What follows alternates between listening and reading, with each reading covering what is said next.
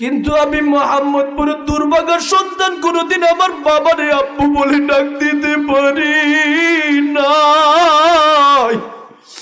ও বাবা, একটু সাড়া দাও না, আপনার আদর দেওয়ার জন্য আপনার কবরের পাশে দাঁড়ানো। তুই এমন একজন নবীর উম্মত হিসাবে পৃথিবীতে আগমন করলাম, যেই নবীজির দুনিয়াতে আগমন করি কলিজার টুকরা বাবারে বাবা বলে ডাক দিতে পারে না। ও আল্লাহর বান্দা, একদিনের ঘটনার দিকে তাকালে দেখা যায় আমার নবীজির আম্মাজান, নবীজির সেই সময় 6 বৎসর চলমান, আমার নবীর আম্মাজান মা আমেনা রাস্তা দিয়া যাইতে যাইতে গিয়া দেখে সন্তান রাস্তার পাশে চোখের পানি ছেড়ে দিয়া কান্না করতেছে। বসে বসে এইভাবে কান্নার পর কান্না করতেছে। সন্তানকে এবার মা জিজ্ঞাসা করি, ওরে সন্তান, ব্যাপারটা কি রে, তুমি কেন কান্না করতেছ?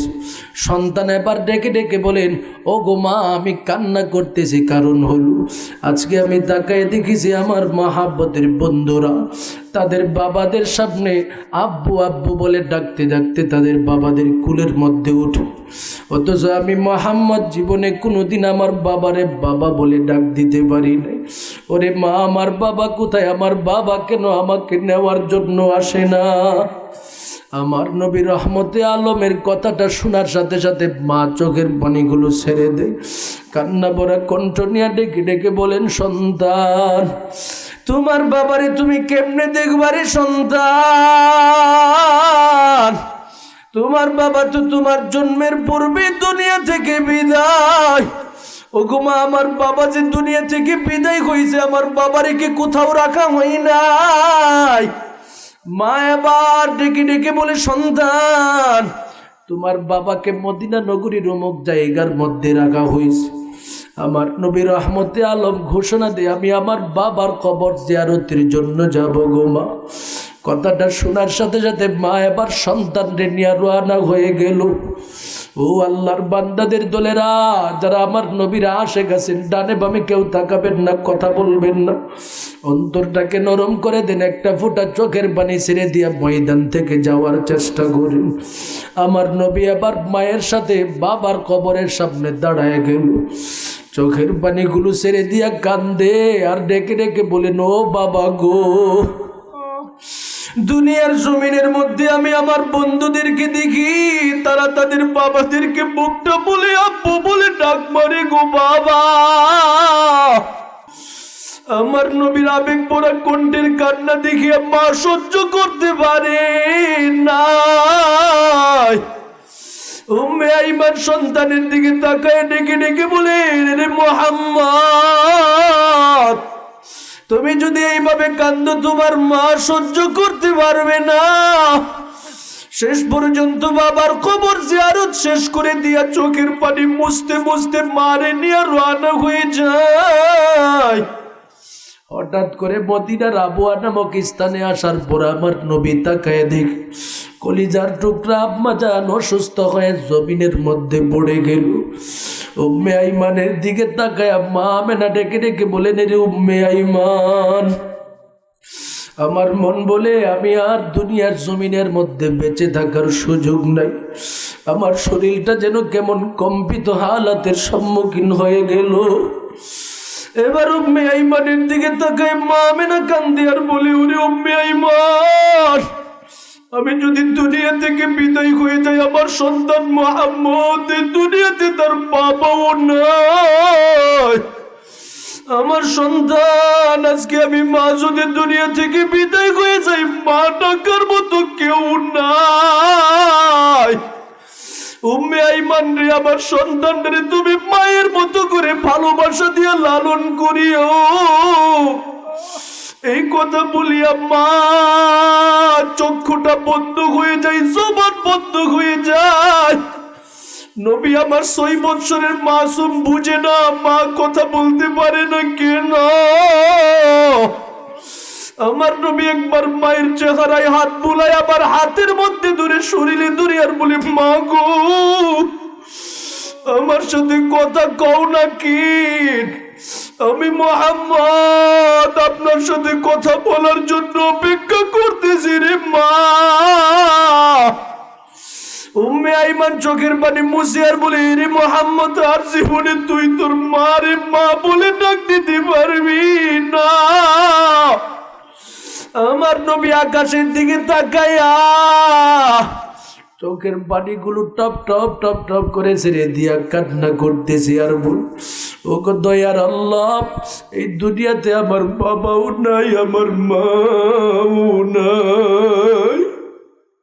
মালিক রে, আমি এখন কই যাব? আমার যে যাওয়ার মতো কোনো পথ নাই। শেষ পর্যন্ত মায়ের দাফনের কার্য শেষ করে দিয়া আমার নবীজি মক্কা নগরীতে আসলো। দাদার সামনে আসিয়া হাউমাউ করে চোখের পানি ছেড়ে দিয়া কান্দা।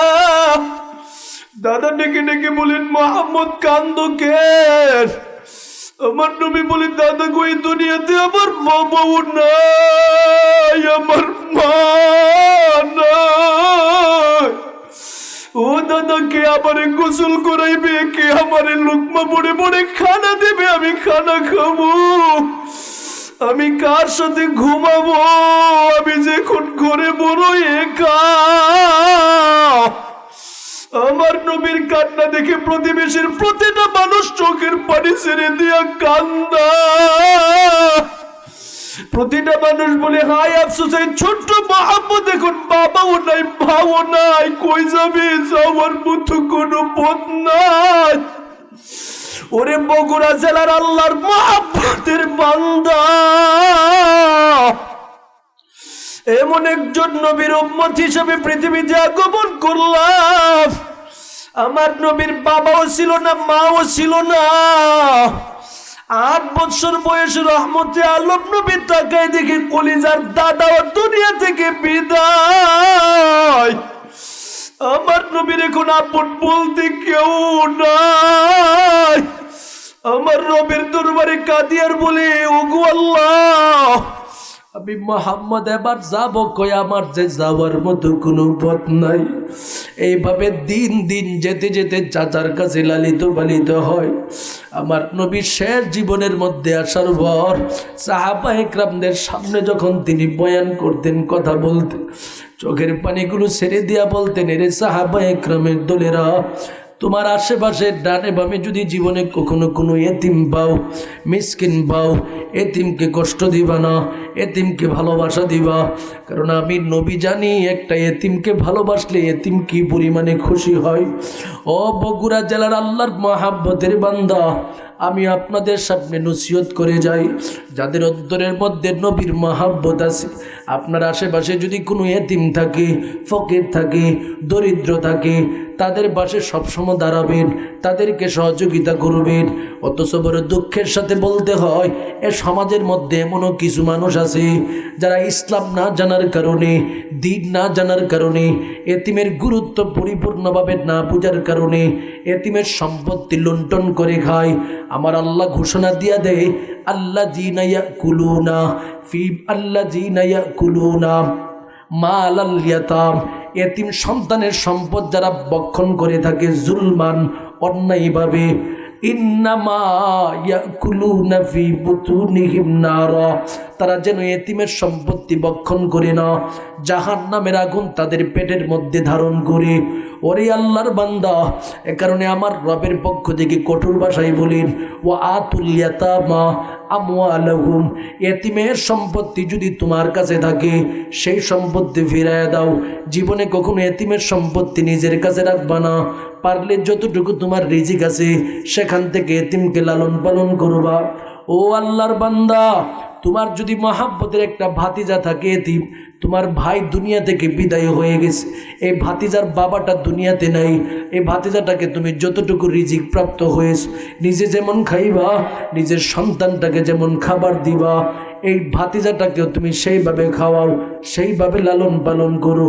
আমার আল্লাহ বলেন, ওয়া মিম্মা রাযাকনাহুম ইউনফিকুন, এভাবে যতটুকু রিজিক আমি আল্লাহ দিয়েছি সেটা থেকে যদি তুমি দিনের পথে খরচ করো, পাশাপাশি এতিম ফকির মিসকিনদের জন্য খরচ করো, আমি আল্লাহর কাছে তুমি পরিপূর্ণ মুমিন হিসাবে উপস্থিত হয়ে যাইবা।